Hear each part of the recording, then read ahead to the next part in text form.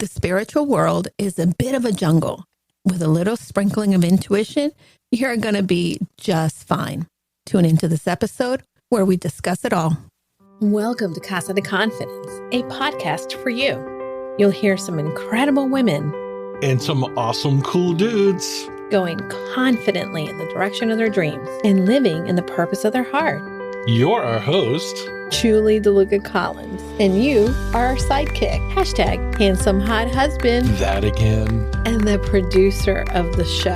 That I am. I am an author, speaker, coach, dreamer, and most of all, we help people go in the direction of their dreams and support them on their purpose.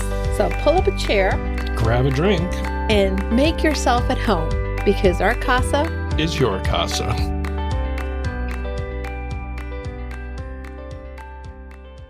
Welcome back to this week's episode of Casa de Confidence. This is Dan. And his talented wife, Julie.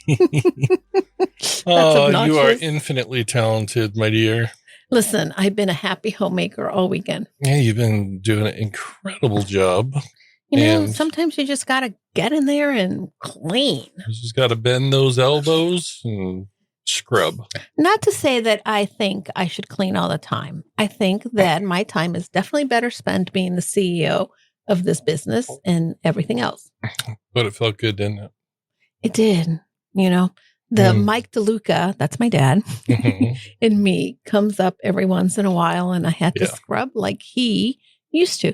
The funny thing is that he used to say that he scrubbed the house because my dad loved cleaning the same way his mom used to do it. So see, it just gets passed on. I wonder who I'm going to pass on my my cleaning expertise to. Simba, Yogi, or Junior? Which dog?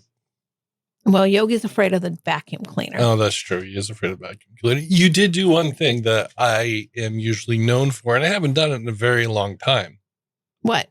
You move the furniture around in the living room. Oh, my goodness. I did. Listen, I was moving furniture before I met you. When I was in high school, I used to always rearrange my room. It was very satisfying. And by the way, I just feel very cozy and I feel very warm and I like it. I just had one rule. What?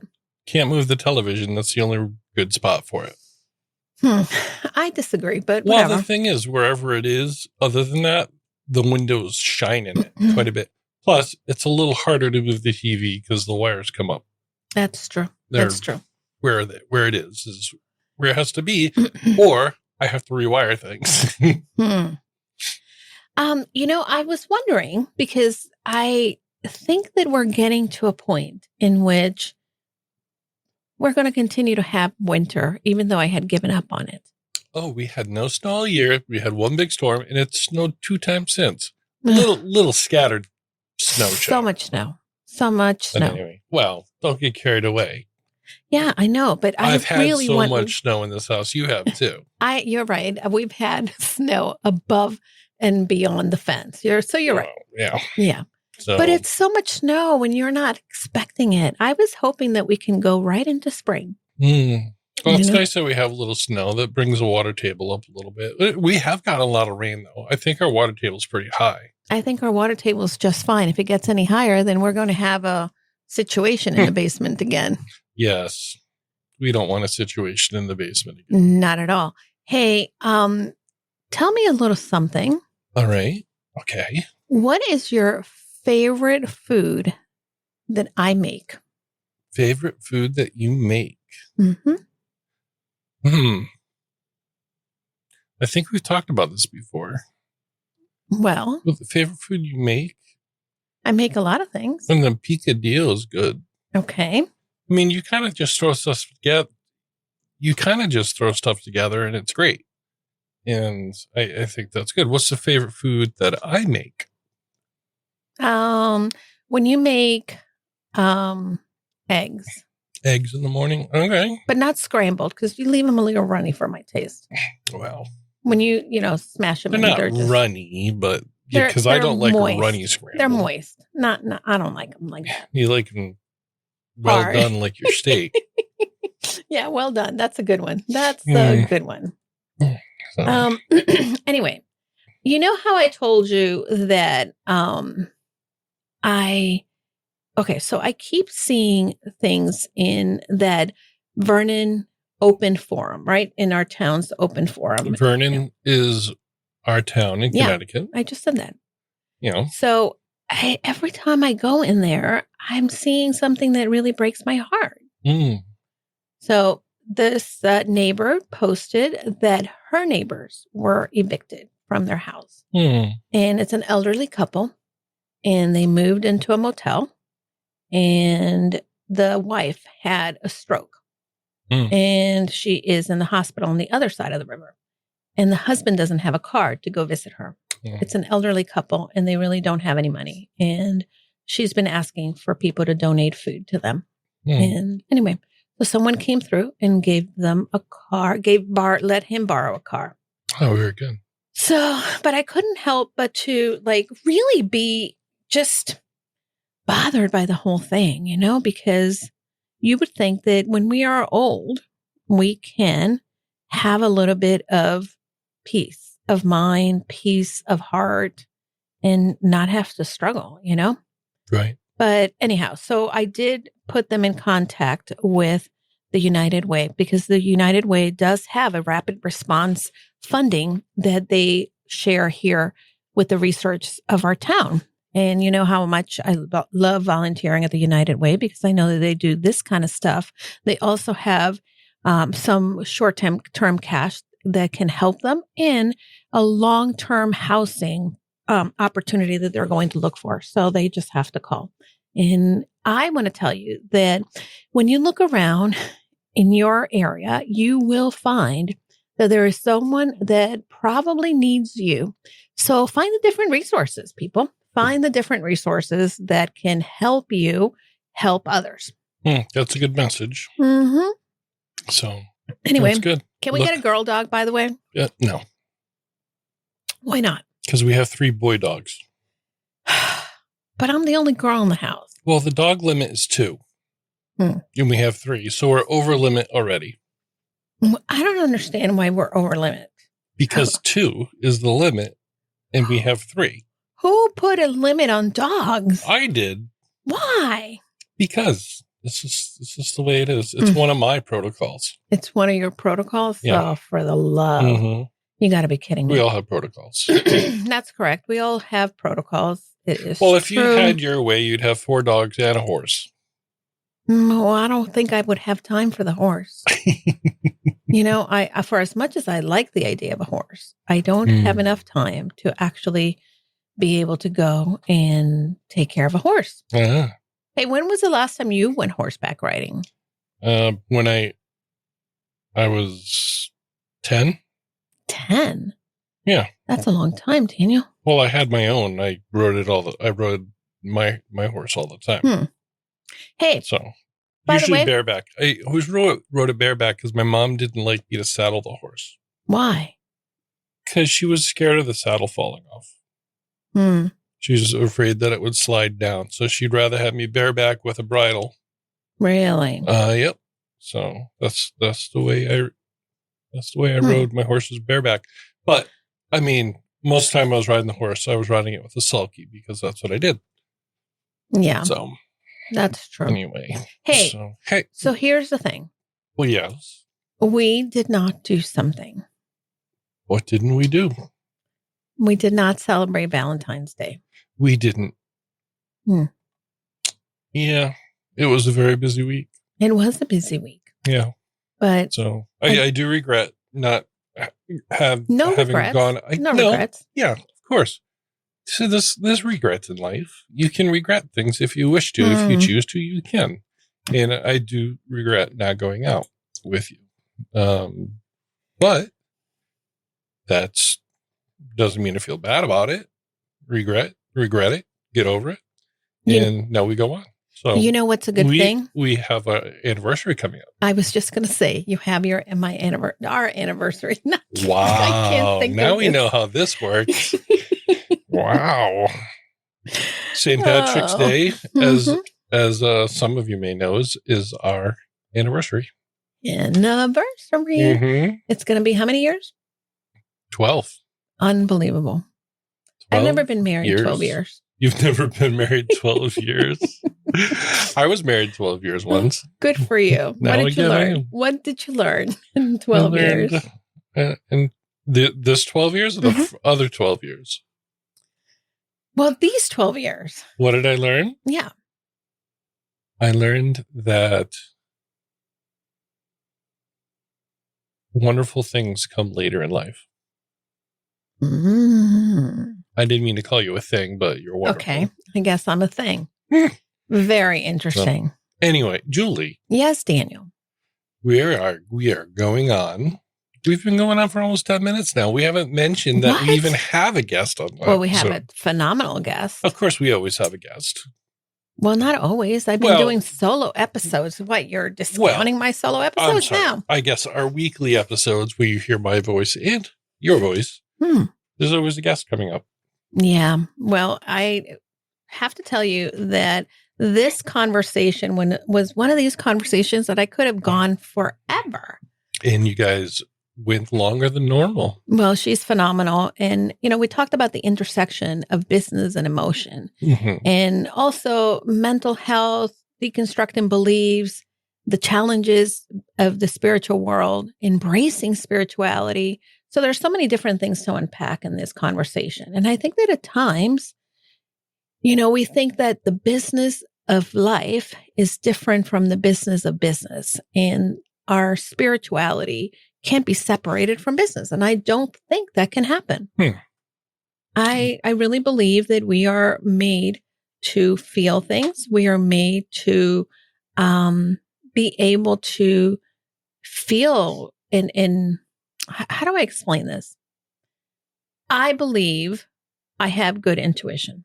Yeah, I think you do have pretty good intuition. Intuition? Yeah. Well, it's definitely a gift. Anyhow, I was thinking that for our anniversary, we should do something that we haven't done before. Ooh. Oh, I saw you. I piqued your interest. You kind of did a little jump there. Oh, okay. We're not. Okay. Okay. What are we going to do before that we haven't done before? Yeah. What do you think we haven't done before, Daniel? There's a lot of things we haven't done before. I love it. I was thinking, hey, for any men that are out there, does your wife play the guessing game with you? And for all the women out there, stop making your husband do the guessing game. It's a fun game, though, because you know what? We're not making you guess. You should know. Okay. Because you know us. But you said, what haven't we done before? There's a lot of things we haven't done. We haven't gone zip lining. Kayaking. Oh, kayaking would be fun. Except we can't do it in the winter. Well, we haven't gone zip lining. Zip lining would be fun. What were you saying? Zip lining. I'm not doing that. Honey, I think you need to really. Honey, I'm not doing that. But don't you want to face fears? So harness might not even. I'm a big boy. And I don't know. There's a lot of things that a 6'6" man can't do. Like I can't do a lot of roller coasters. Because the height caps off at 6'5". Yeah. Well, that's true. I wouldn't want you to, I would not want you to do. Yeah. And get decapitated. That would be awful. Actually, I went on one. Oh my God. Don't scare me. I went on one and the height limit, there was no height limit or the height limit was above, it was like 6'7". And the next year they had a new sign on it that said 6'5". Wow. I was like, oh, I was in danger. That's not fun. I forget it. Roller coasters are not my thing anyway. So, mine either. I was just one year where I said, well, I mean, I do like Space Mountain. Have you been on Space Mountain? No, I have not been on Space Mountain. I've only been on roller coasters at Riverside. Oh, sorry. Used to be Riverside, Six Flags, New England. And I had one summer where I was like, you know what? I'm going to go to Fear Heights and I'm going to do this. And I did that. Hey, you know what I want to do next year? What? I want to go to Social Media Marketing World. What is this? It is the conference where everybody who's in social media goes to learn about social media, about marketing. And where is it? It's in San Diego usually. Oh, I've never been to San Diego. Oh my God, San Diego's so beautiful. I know. Let's go live there. It's definitely not in our budget. Unless you want to live like, I don't know. Like, wow, that's a limiting belief. Oh my God, you called me out on my limiting belief. I just did. Shoot. Huh. Look at that. Look at that. Coach Daniel Cito. Coach Daniel. My goodness. Wow. I need to go and talk to Seth about this. By the way, Seth and I coach each other. He is a friend of the show.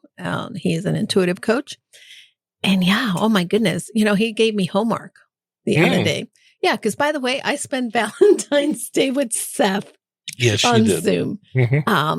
Yeah, so he told me that I need to manifest more. And he moved to the desert. He got a house at Joshua Tree. I'd live in the desert. Anyway, he had a bobcat outside. Anyway, he did. We've got bears. Not in our yard, we don't. Well, no. So anyhow. You know, I'd almost rather a bear than a bobcat. Okay, can I go back to what I was saying? Yes, go ahead. So he said he is getting up in the mornings and he's climbing up into this platform. Did I say this already? I feel like this is a deja vu. And he gets up and he puts his arm up in the air and he closes his eye and takes a deep breath and manifests his dreams. And did he dream of a bobcat? No, he dreamed of financial security. And actually, you know, he did come into a big promotion. Yeah, that's cool. Anyway, but that's enough. That's enough of that. I think San Diego's in our future for sure. I would love to do that. And I'm going to work on that limiting belief that we cannot live in San Diego. Although I don't know if I want to live in San Diego. They got perfect weather. And they have Ron Burgundy. All right. Who's that? Wow. Okay. Put it on the list. Another movie that we need to watch. Oh my God. Seriously? If you know, you know. If I know, I know. Okay. Well, apparently you're not talking to me now. Anyway, we've talked enough. We have talked enough. Yeah. Tell them a little more about our guest. Okay. So first of all, Ange De Lumiere is a former attorney and currently she is helping women enjoy and find their intuition and really be able to merge that with the spirituality that they have. She has an upcoming memoir coming up, which is The Intuitive Revolution in Business. She's also written a couple different books and she has a podcast. I really loved our conversation. It was truly, truly, I don't even know what the good word would be, but it was incredible. One of these conversations that I will remember for a long time. Very cool. Yeah. We also talked about... You know what? I like a good memoir. I'm glad she's working on her memoir. Yeah. Well, she's pretty cool. You would like her. Did you listen to the interviews you were doing your thing? I listened to a little bit of it. I enjoy listening to them more thoroughly.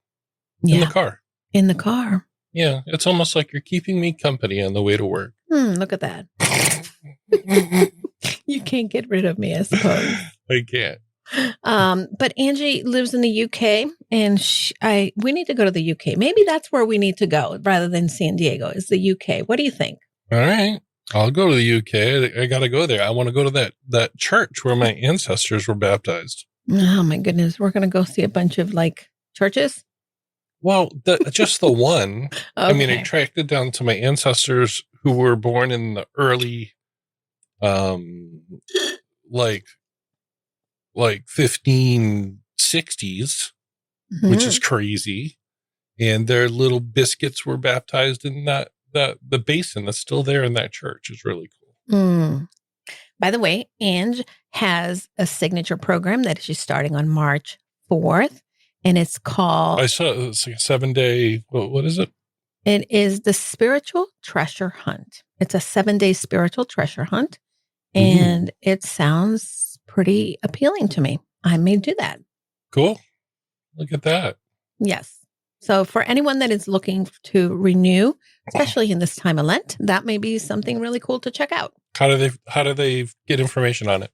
Well, we're going to have her information in the show notes. That's true. And you want to go ahead and go to her Facebook page as well, or her website, theintuitiverevolution.co.uk.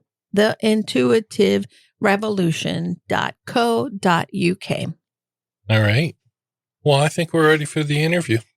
Absolutely. Let's do it. All right. Let's do it. You know where you're getting that from, right? No. Fluffy. Oh, Fluffy from YouTube. Jeez. One more thing. I have discovered Fluffy, and I know a lot of people in YouTube land know who Fluffy is because he's been YouTubing for like 15 years. Mm-mm. But at the beginning of each of his videos, he goes, "Let's do it." And you just did it. And well, I think you picked up a Fluffy habit. I've never seen the beginning of his videos. You usually are in the middle when I walk into the room. Oh. Well, they were playing a loop the other day because they were going. Oh, whatever. You know what? I'm going to do it. I'm going to steal. Ready? This is our interview. Let's do it. Oh, my God. Welcome back to another episode of the show. If you are tuning into the show, you know that I am incredibly grateful that you are setting time outside of your day to join us for these great conversations with the cool people, dudes and women that I happen to come across. And today there is no exception. Welcome to Confident You. Ange De Lumiere. She is someone who, after a thriving career as an international business lawyer, branched out into what she likes to call her Ph.D. in intuition from the University of Life. She now uses what she learned to help ambitious entrepreneurs make smart decisions by adding intuition to her 7-step decision-making progress. She is the author of 2 books and a podcaster. Her brand new podcast, True Spirituality with Ange, is coming out on the 29th of September. She calls herself a spiritual lawyer. And I am grateful for you being here, my friend. Thank you for joining us. Thank you so much for having me. I really appreciate the honor. Well, the honor is mine because, again, you have lived such an incredible life. And now you are in this new journey in which you not only learned a lot of the lessons from this life university, right? And you are using them in your life, but you also are making an impact in the lives of other. The True Spirituality is such a wonderful title, at least for me, and it resonates because I think that in a world where there's a lot of noise, true spirituality is one of these unique things that we can all leverage. But what is true spirituality, Ange? Okay, so such a great question to start with. To me, it's the spirituality that feels right for you. So for me, the guiding light in spirituality has to be your own intuition, because I believe we have wisdom within. Sometimes we don't hear it because the voice of our ego is too loud, but we can access this wisdom within, and it can tell us, and this is how I actually pursued spirituality. I was going to say from a very young age. Yes, in a way, because I decided not to go to church anymore when I was 12. And I had this discussion with my dad, even though he was a devout Catholic. And it just didn't feel right. And he honored that, which was great. So, and then I waited until my 20s. And then I felt this calling to look into things that fascinated me, such as past lives, out-of-body experiences, all these sort of things. But what has kept me safe, but also what has kept me true to myself, was to always check everything I heard through the filter of, does it feel right to me in my body? And that's enabled me to create my own spiritual blueprint, which is something I want to foster and encourage people to do for themselves. Yeah. Because I realized that sadly, traditional religions and even some traditional spiritual movements almost ask you to buy into everything they say. It's like, it's the whole package. Either you're with us or you're not. And for me, that's never worked, because it's very rare to find a body of thought that will completely align with how you feel. So it's very important to have that discernment, to have that trust in yourself. And that's because I've been teaching spirituality to entrepreneurs for now nearly 10 years, and I've walked the talk myself. I like to teach that piece as well, because that enables people to really not only find exactly what fits them, but also keep them safe. Because I often say as a joke, but it's true, the spiritual world is a bit of a jungle. So you want to make sure I you don't get monkeys on your back, or there are sadly cults, and there's narcissistic personalities, and there's all sorts of things. And so the podcast is also for that, to keep people safe, because sometimes they hesitate to come out of their traditional religions because they think, well, what am I going to face? How am I going to find out what is right, what is safe, what is not? And I think just with a little sprinkling of intuition, you're going to be fine. Ooh, I want to unpack a lot of what you said. Number one, I grew up in a Catholic household, and I could never, when I was in high school, imagine not being immersed in my Catholic faith. And as I went away to college and then came home and started to kind of expand my horizons, my first husband was Jewish, and he was the first person who really questioned the things that I believe and said, "Why do you believe that?" And I realized that, I at first I was taken back because I had never stopped to think. And there's such beauty in the ritual of being Catholic, but spirituality was a different thing from practicing a religion and practicing the rituals. And I found that there was a lot more to being a spiritual person. I found that there was a lot more of really, like you talked about, creating your own blueprint for your own spirituality. And I love that I am in a place today in which I have really defined this spiritual practice and things that really allow me to fill my spirit and soul in a way that maybe it wasn't being done before, right? And it was just kind of this man-made construct, if I may. And again, by the way, if you are practicing, if you're in any type of faith, I want to encourage you to really explore for yourself. What does that mean? What are some of the things that you see with women in particular that are exploring spirituality? So this is an interesting question in a way, because I literally published an article on Medium, because I'm part of the writers for the Taoist Online, even though I know almost nothing about the Tao. I will find out, but it's a spiritual publication within Medium. And I literally published an article about how I find the binary model actually quite damaging for the spiritual community. I think it's because I'm the parent to non-binary children, and I think the next generation is going to be more and more, pushing the boundaries of gender.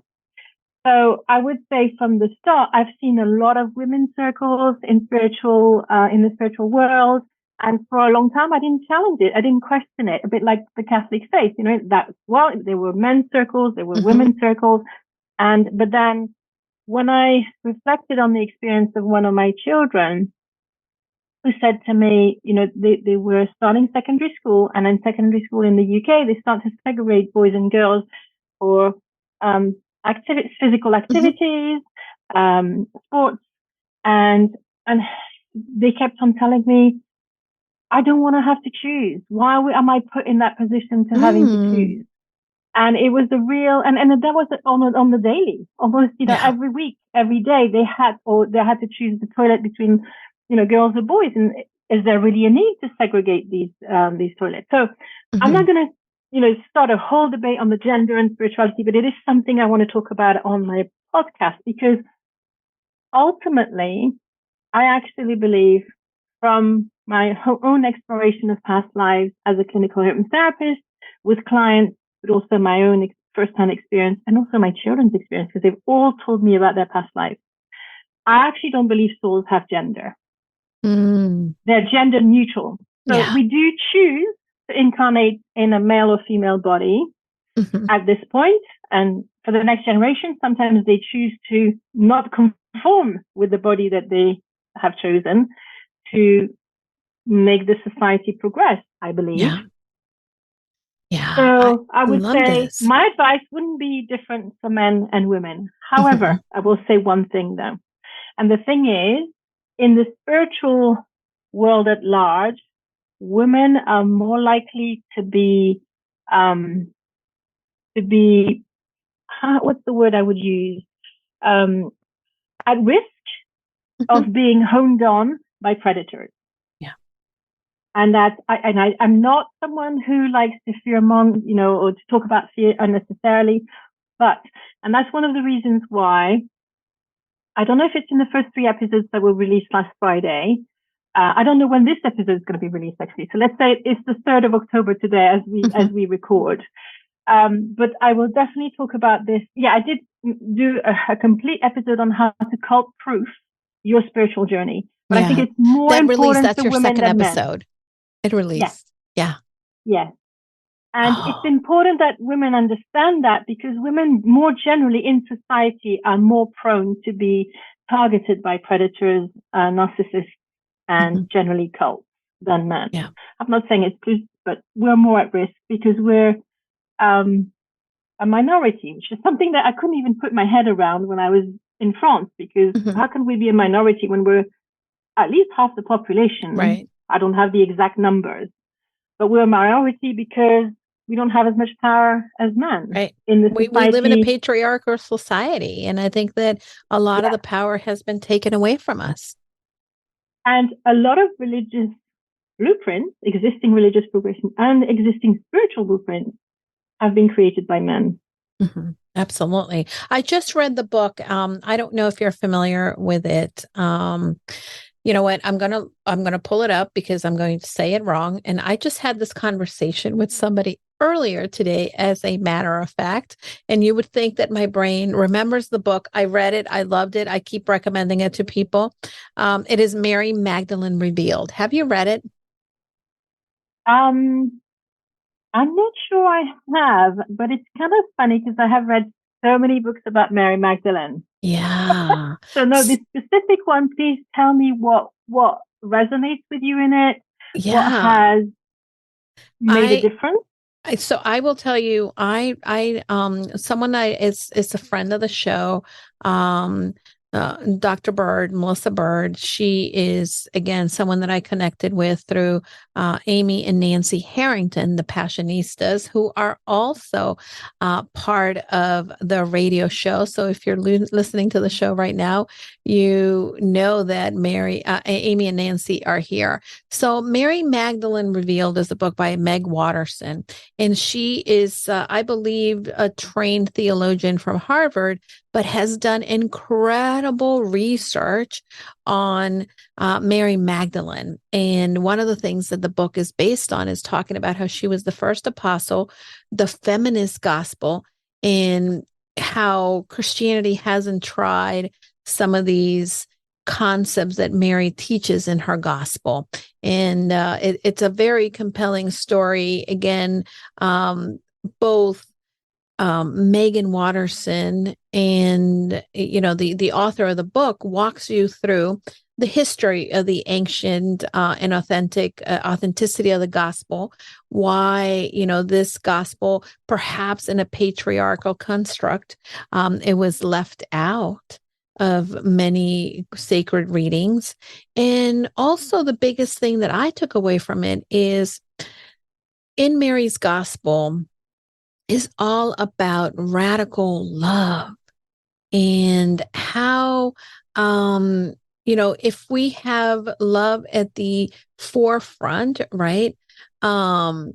We we live in a world in which we're always talking about, and especially with religion, you're good, you're bad, you're black and white. But with this, having this radical love, we go from being ashamed of our shortcomings and being human to really finding what our purpose is, to be really fully human when we embrace loving ourselves, loving others. And, and that's the true meaning of a person ultimately. And it transcends just where we are today. Meg also explores her trip to Mary's Cave, where the gospel was found as well. So it's a very good book. I really, really enjoyed it. I highly recommend it to the listeners. Thank you for mentioning it. This is fascinating in a way. So, was Mary's Cave in the south of France? Yes, from what you read, it is in the south of near France. Marseille. Yeah, yeah, I'm right about that. And they, so it's very interesting because, there's I'm not going to give away anything in the book because I really feel like people should read it, but there's some meaning in the things that we do today and the origin and so many different things that came from Mary and from that took place in the south of France where the cave is. So yes, I think everybody should go and check it out for sure. And Meg Watterson, she is a brilliant writer. I really enjoyed going through the book. And again, she makes a meticulous job of being able to research from a not only theological perspective, but also from a historical perspective, so that there is lots of accuracy and data in there. Oh, that's fantastic. Yeah. And it makes me smile for two reasons. Of course, our listeners are not going to see me smile because they can maybe hear it in my voice. First of all, because back in France, because I'm from France, at the start of my spiritual journey, I used to go a lot to a place called Vézelay, which is in Burgundy. And it's actually the place where Mary Magdalene was supposed to have some of her relics in there. Beautiful. So, and then when I moved to the UK, I was called to move to a place after London, which I loved for about a year, a place, and I'm now about an hour from a place called, in ancient time, it was called Avalon. Yeah. But nowadays it's called Glastonbury. And Glastonbury is the Magdalena place if you have one. So I've been to Glastonbury a number of times since I've lived in next to where I live, and I've learned so much about Mary Magdalene. But I've never heard about this book, so this is really interesting. Yes, the author that I've read. Yes, go ahead. So the author that I've heard about in Glastonbury she's called Margaret Starbird. She's American as well. She's also a scholar and a theologian. And she wrote the book called The Woman with the Alabaster Jar. Yes. But it's coming to pretty much the same conclusion, I'm quite sure. I'm sure. And by the way, Meg Watterson, who wrote the Mary Magdalene Revealed, she actually, when she's invited to speak at a conference in the south of France, she first goes to Avalon or to Glastonbury as well. So she walks you through that journey and makes the connections between the two. But I want to read you a quote because I think that this is very much in alignment with what your message is, Ange. And this is from the book, and it's, if I could start again, I would install an altar within me. I would place the most sacred object inside it, my own heart. If I could start again, I would know that the only cathedral I ever needed to find, to enter, to return to again and again, is this humble red hermitage, this mystical space that holds all of the answers. And I would begin again inside my heart. And I would live with this way, speaking from within it. So, I think that their spiritual journey is such a beautiful, such a beautiful thing if we realize that being spiritual really is about starting from within. That is so beautiful and powerful. And it takes me into something I would love to share. I don't know how much more time we have. We have plenty of time. This is all about you. I know that we went a little bit off topic, but I want to continue digging into you. No. What I want to say is that I think we connected through the fact that I talk a lot about intuition, what intuition is and what it isn't. Mm-hmm. And for me, intuition comes mainly through the heart. Mm-hmm. Yeah. A lot of people who teach intuition talk about the third eye, mm-hmm. and there is some aspect of this, but for me, it's mainly through the heart. Yeah. So it completely ties into what you're saying, and it feels wonderful that you're sharing this today. Oh, thank you. In connection to true spirituality, because it feels very aligned to me. Mm-hmm. Absolutely. Yeah. Well, there's no accidents. I really believe that we learn from each other. You know, your first episode of the podcast is, are you spiritual? And that is a question that many people either have never asked themselves or will ask and are not sure how to answer. How should someone answer that? So there's a short answer and there's a long answer. The short answer for me is that we're all spiritual. But some of us might not yet be aware that we are. Mm-hmm. So it's more about unlearning mm-hmm. everything that we've been taught being spiritual is. Yeah. And relearning that actually we already have it in us. And for some people that may sound very frustrating because it's like, yeah, inside me, where do I find it? You know, you have so much baggage in your mind and beliefs that you've collected over the years. But I think it starts, and it's funny because last week I ran a 5-day challenge, the very first time I ran this challenge, very excited about it, which was Stop Sabotaging Yourself. And it was about examining under the magnifying glass, all of our religious beliefs and finding out how this has an impact in our life and choosing one belief at a time and deconstructing it, realizing what kind of an impact it has on us emotionally, mentally, and maybe even limiting us or undermining our confidence. Yeah. And then doing the process of actually choosing a better feeling belief. And I feel sadly in a lot of religions, women have been looked upon as inferior to men. Mm-hmm. So already we come with this baggage that we carry. That we have to be selfless and that we have to be mums, otherwise we're not real women, right? Etc. etc. There's so much to unpack, but we want to start with one and then use that critical process.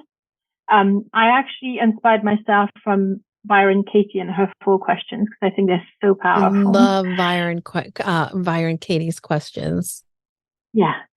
And then I did also a bit of EFT, emotional freedom technique, because sometimes we can do all the work in our heads, but in our bodies, it's not filtered through.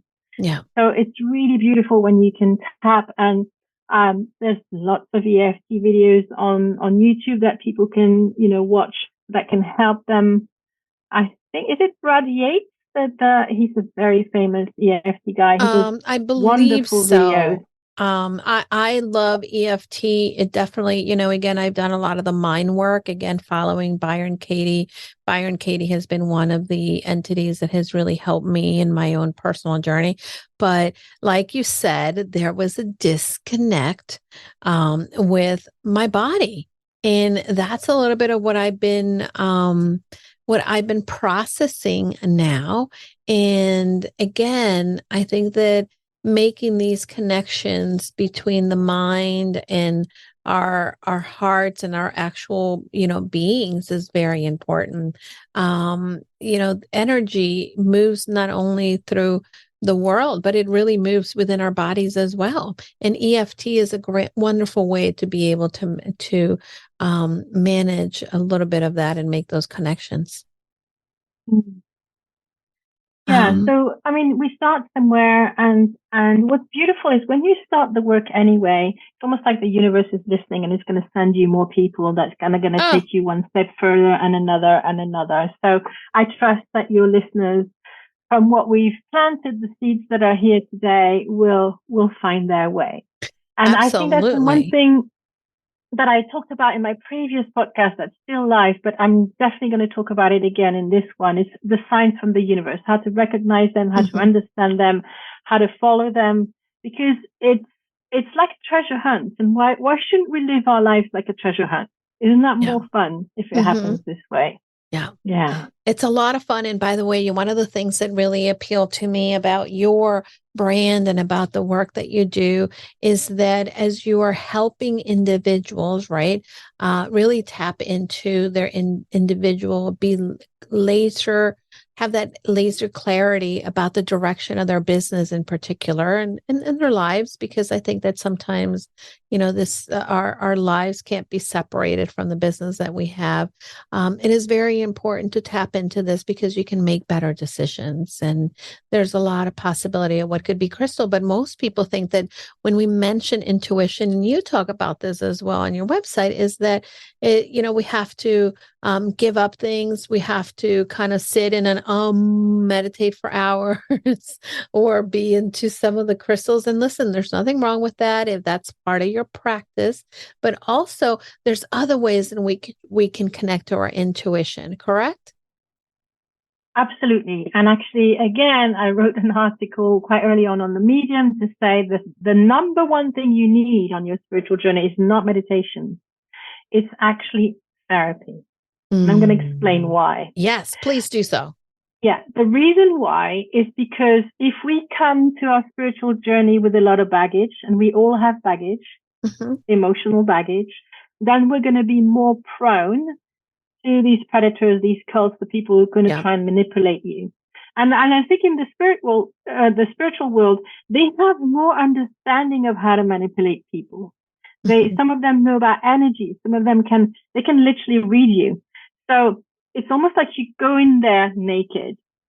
So you want to have a process where you're going to start healing yourself, healing your emotions, so that, and I call that the Velcro, so that there's less Velcro for people to come and attach themselves to you or try to manipulate you. And I think that's the best.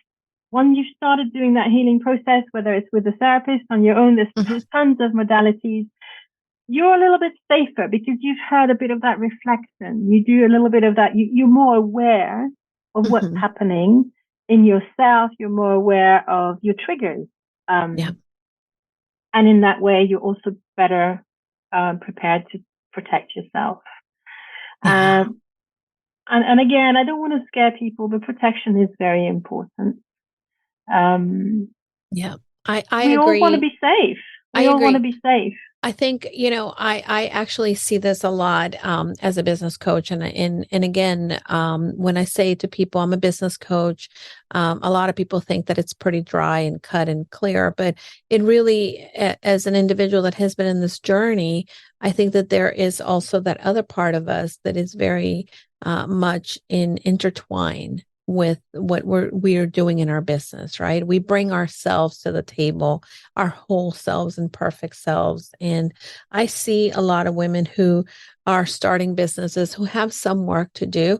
However, because they haven't done some of that mind work, working with their therapist, doing some of that digging, right? A little deeper, they are prone, definitely. They fall for a lot of things that detract from their business, detract from moving forward in a way that makes sense.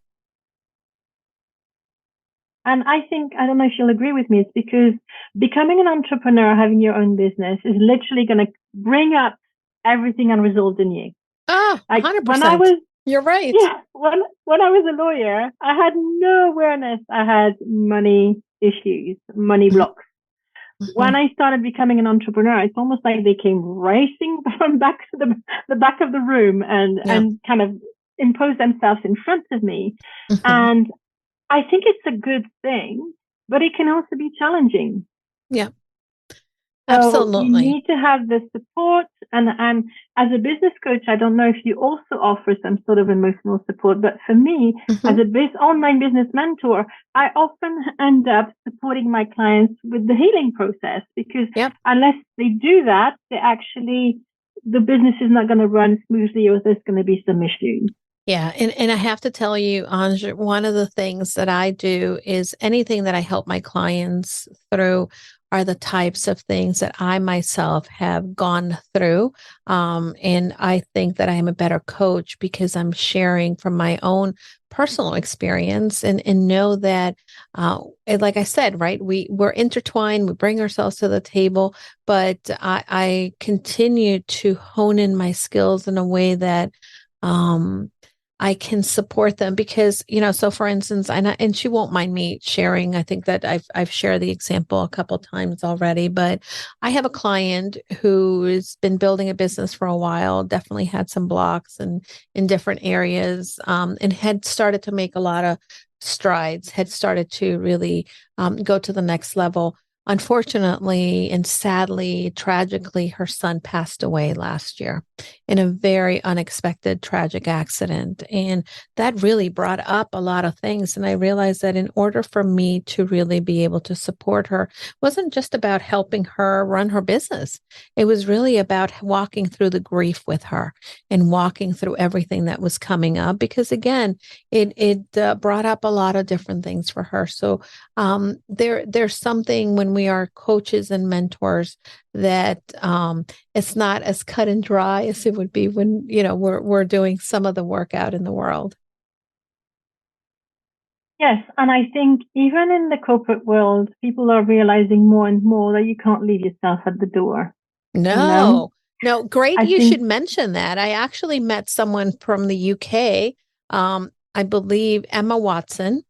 I don't know, again, it's such a small world these days.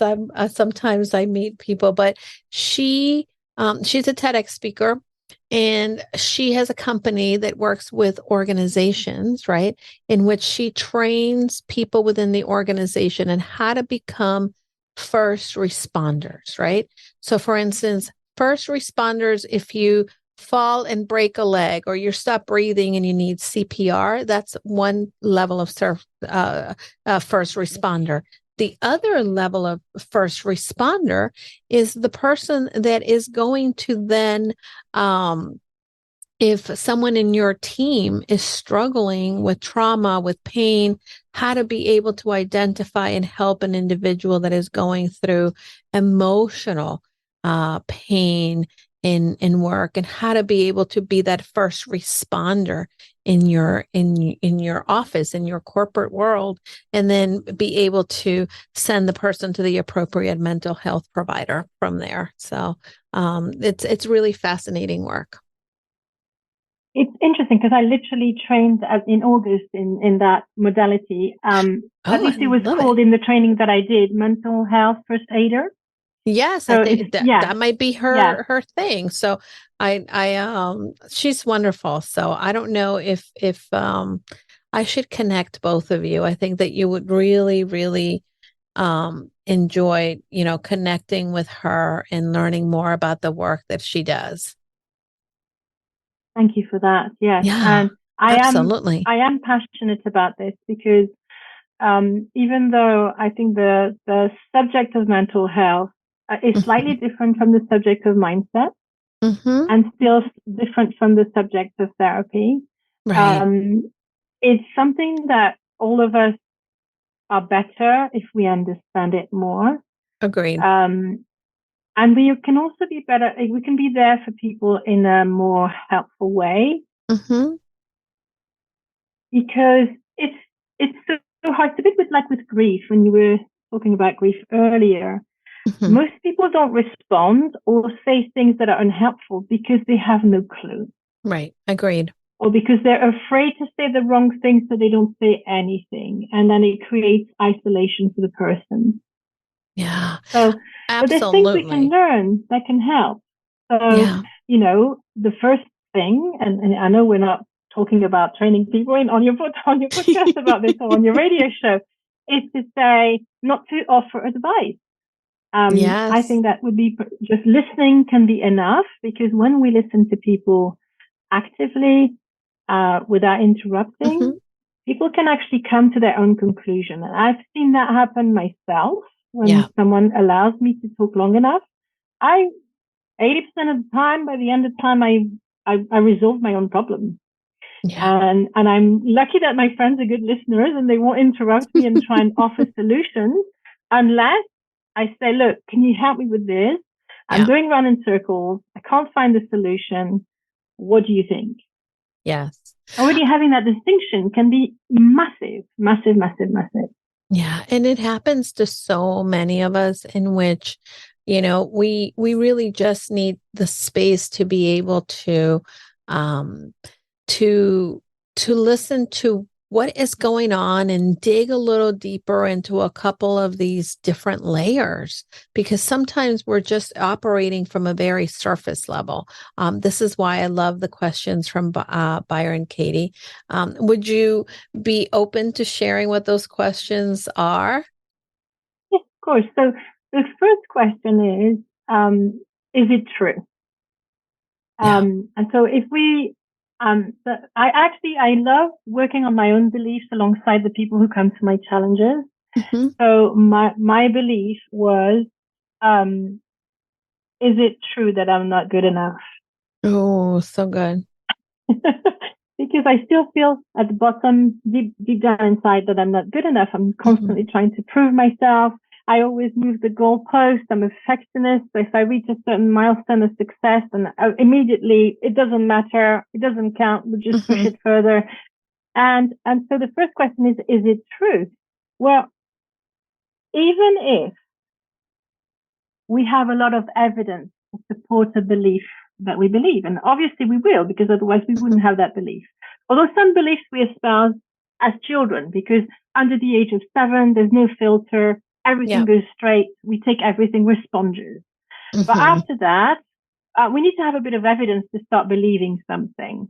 Yeah. But what Byron Katie is inviting us to do is to question, because the more we advance in experience, and I suppose in age as well, and wisdom, if we gain wisdom with age, not everyone, but most of us, we gain a bit of wisdom with the age, as we age. And the thing is, you probably realize, and this is especially true with spirituality, so I'm fascinated by that. In spirituality, very often one thing and the opposite are true at the same time. And you have to choose, actually, what reality do you want to choose? Do you want to prefer to believe that or that? Both of them can be true. Yeah. I love that. So that's the first question. And then, of course, you might be attached to your belief. Right? Yeah. And so many of us have a hard time letting go of the beliefs. Yeah, because first of all, you might have been through a lot of pain through that belief. And if you let go, it's almost like you feel that you're giving someone a free ticket. Right? Yeah. We shed the identity, and we for as much of pain as those beliefs cost us, there are the comfortable, the uncomfortable, comfortable. And we've survived with these beliefs. Yeah. We don't know what life would be like with another set of beliefs. So we can be attached to them. Yeah. This is where the second question comes in. Are you sure? So this is to soften a little bit this knowledge. And with the are you sure, we're opening the door a little bit to think, oh, actually, I've seen this, but I haven't really taken it on board. And what's fascinating, it ties in with how the brain works, how the mind works, because we have clusters of thoughts and memories that our brain organizes everything in clusters around these beliefs. And I'll give you a little example, which is how you can create a phobia. I've never liked spiders. Okay. And then when my brother was 16, he was younger than me. He came on a weekend with my best friend and his best friend, and we thought we were going to have a good time. And he played a prank on me with what I thought was a plastic spider that he put in a matchbox. But it turned out it was a real one that looked exactly like his plastic one. And I started screaming to the top of my lungs. And it actually cluster of thoughts. I was already afraid of spider. This time that spider, scared me really, really badly.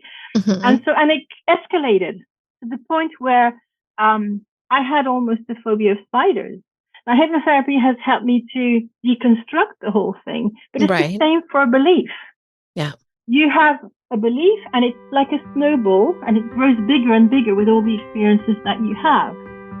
So we're trying to melt the big snowball or even the snowman at this time. with these two questions. Yes. If it wasn't enough because you're really attached to your snowball or to your snowman, what you can do is to ask yourself, who would you be without this belief? And out here we're exploring with question number 3, what would my world be like if I didn't believe this? Yeah. And very often you'll realize that it will expand your horizons. It will create a better life for you, especially if it's a limiting or damaging belief. Yeah. And then she invites us to the last question, which is,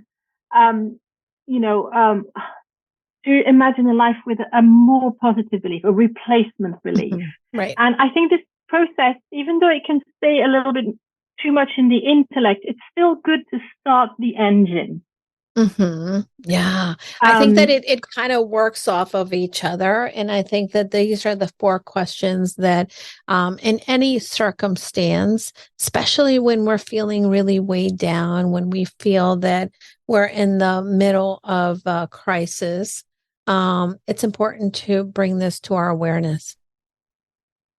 And let's go back to the example, and this is not to diminish at all the grief process, because the grief is grief and it has to go at its own pace, and nothing can be forced. But when we lose someone very dear, or I'm going through a divorce at the moment, you can have a black and white way to look at the world. And you could think, for example, I could think, I'm never going to experience love again. This is devastating. Men are all horrible, blah, blah, blah, blah. But if I keep a bit of that open mind and think, actually, this is a belief I have right now, but is it really serving me? And if I never want to be in a relationship again, it is serving me and it's fine. I just leave it there. But to have that critical way of looking at how we think, to at least consider that our thoughts are not ourselves. And when people have opinions, they're attached to their opinions so strongly that they feel that it's part of their identity. So I suppose it's here that we need to deconstruct a little bit and understand we are not our set of beliefs. We are not our opinions. Yeah. We are bigger than that. Yes. And I think the best proof is that I've changed opinions about a lot of things over the years through the experience, through meeting other people, through, podcasts like yours, where you expand the mind of people and you offer a different way to look at things. Yeah, this is amazing. I'm so incredibly grateful. I think that we have so much that we've unpacked in such a short period of time, and there's still such an incredible amount of information that we can continue to unpack. But Emma, Ange, I want to give you an opportunity to tell us a little bit more about what you do and how you help individuals, because your work is incredibly important for women, specifically because mastering our intuition, but also being able to, there's people who wonder what the bigger picture would be, but they need help being able to work with someone like you so that they can have that laser clarity for their business. Oh, thank you for asking. So yeah, I suppose it's the extra dimension that I bring to the mindset work that I do. And I actually work with a framework that I call the EPIC framework, as in epic.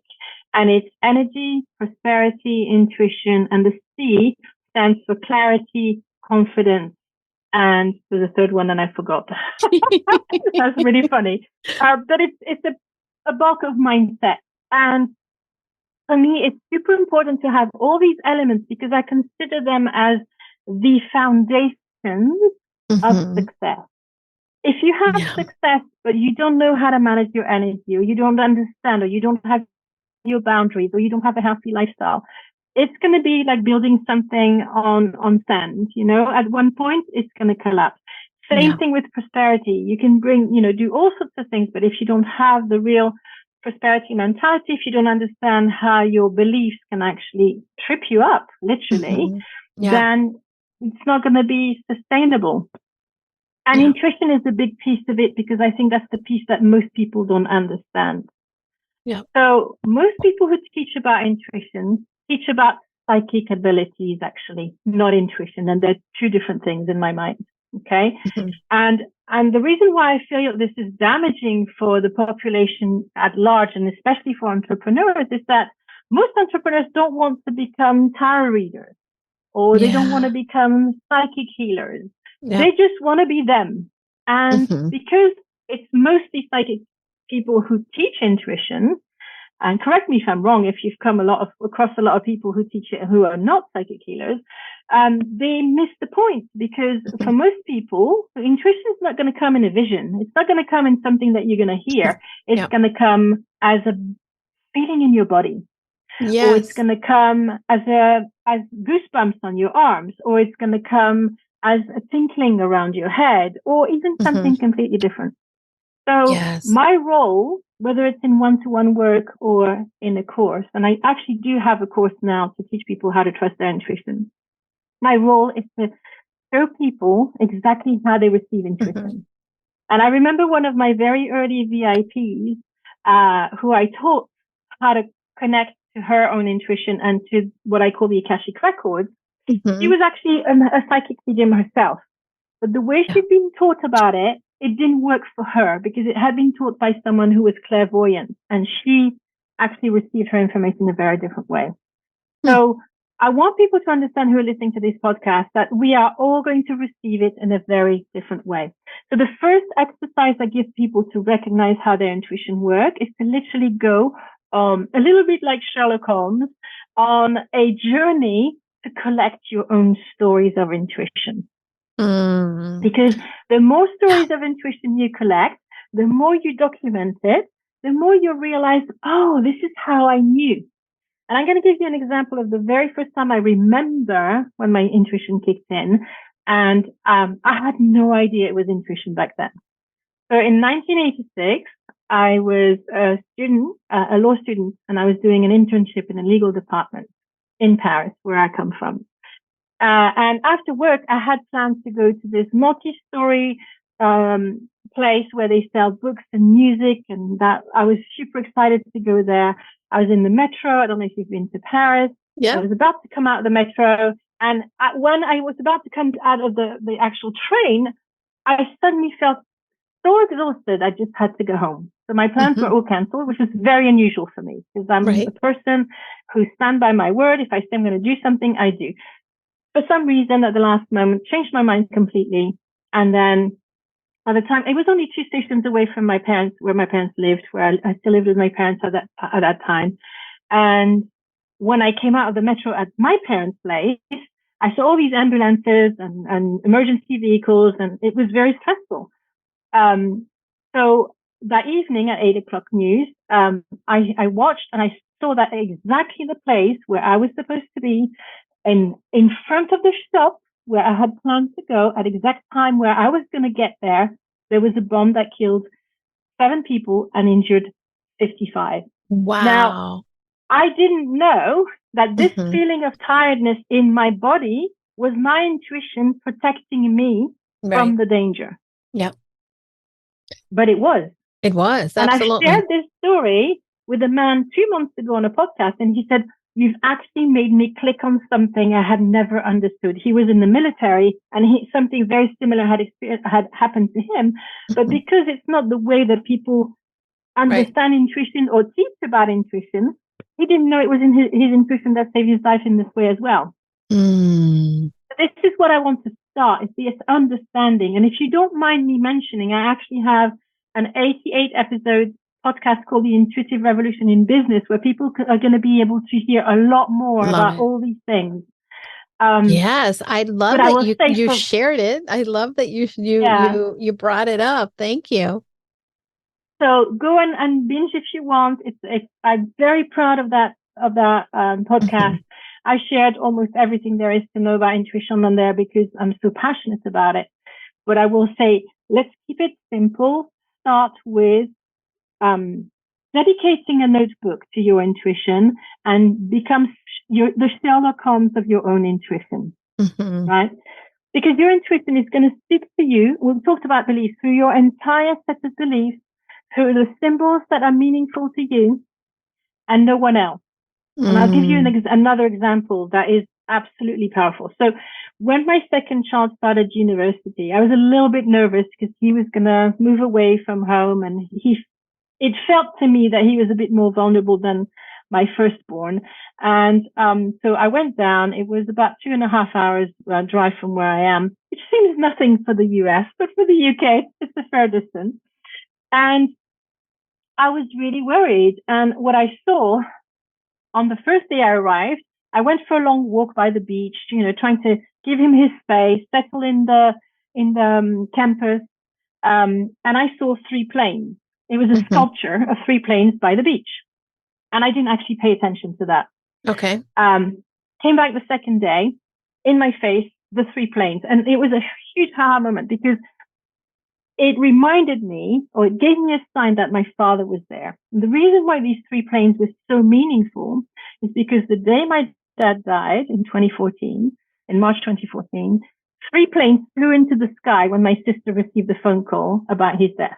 And my dad was big on number 3. For him, number 3 was the number, his number.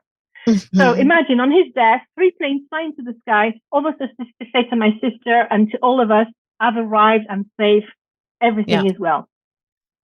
So I go and take my son to university, and and I can feel my dad right now, actually. My dad was showing me, look, the 3 planes are here. I am here for your son. Even though you won't be there physically with him, I will be there in spirit.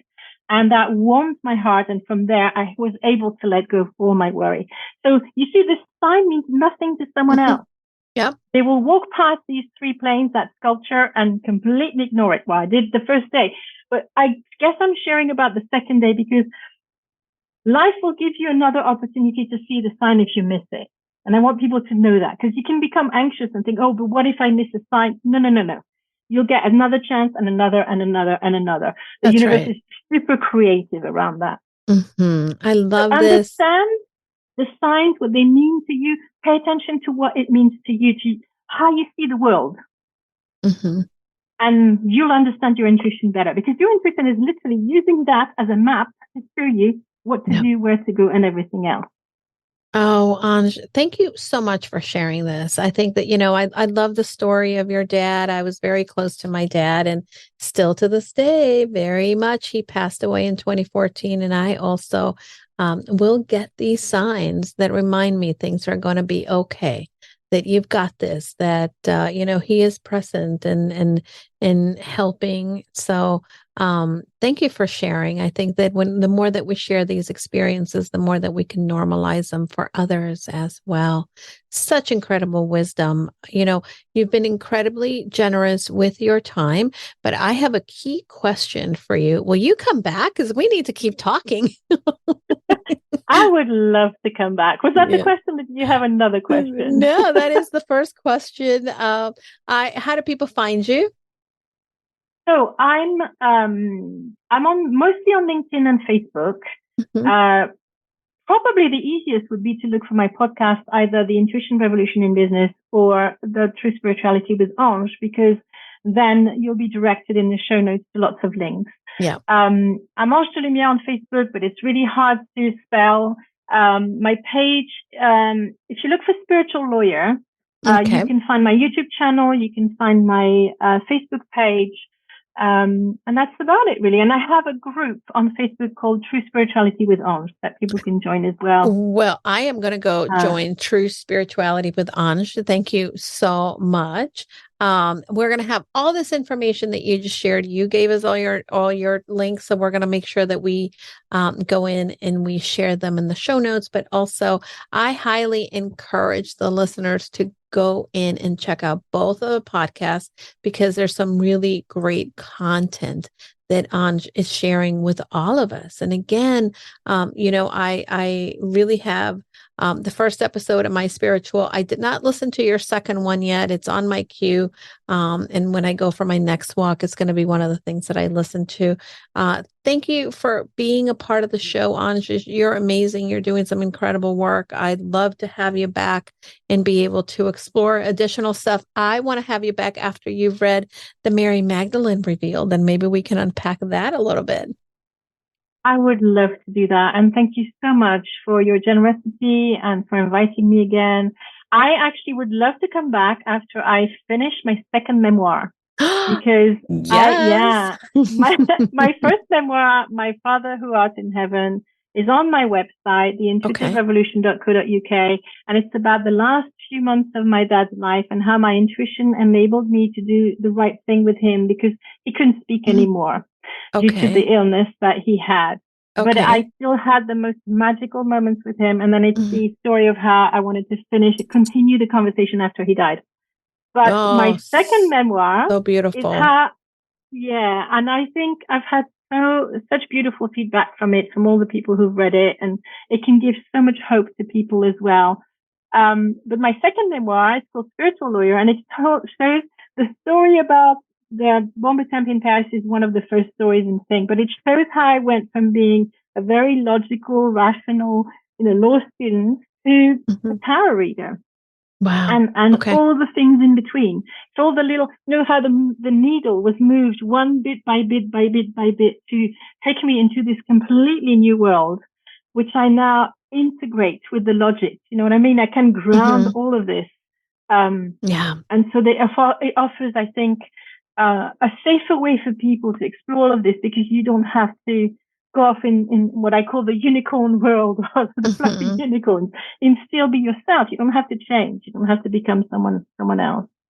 I love it. And by the way, I cannot wait to read your first memoir. I'm going to go ahead and it's in my cart already as we speak.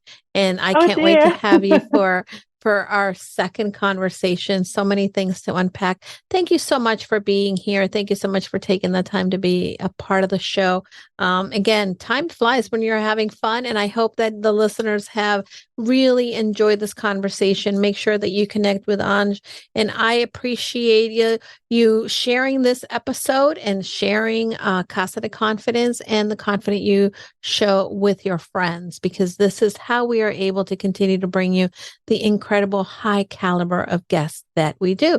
So thank you, my friends. Until we meet again, I am Julie. And don't forget, go confidently in the direction of your dreams.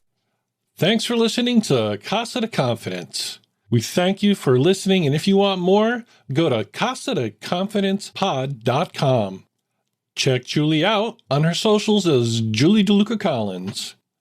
And you can also check out her website at goconfidentlycoaching.com. Have a great week, and don't forget, go confidently in the direction of your dreams.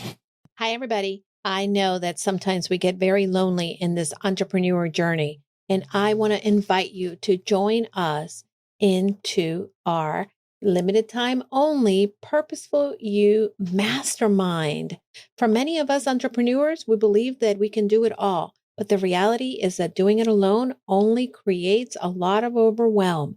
So join us at the Purposeful You Mastermind. You can find out more information by going to bit.ly/Julie's Mastermind. This is going to be the place where you are able to then unlock your full potential and achieve long-term success for your business. Push you behind your current limits, expand your connections, discover new ideas, and implement them with confidence. You're going to get the support in all aspects and transforming you to the six-figure business you've been looking for. Pause and get off the hamster wheel if you've been spinning around. This is a time where you can get that support from like-minded entrepreneurs that are here to join you in your journey. Together, we can challenge the assumptions and land the speaking engagements and opportunities we want to grow our business and make an impact in the lives of people. See you then. Remember, you can find the mastermind at bit.ly, Julie's Mastermind.